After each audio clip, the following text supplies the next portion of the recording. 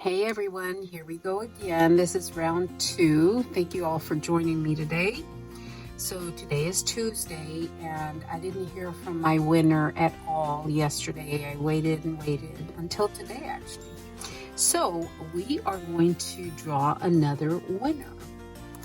Luckily I still had all the names in this little box.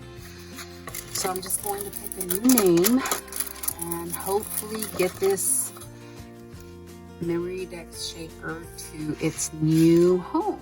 We will see. That's going to happen in this round. All right, guys. Let's see who our new winner is.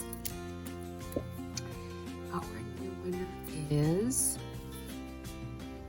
Sissy Pants Crafts.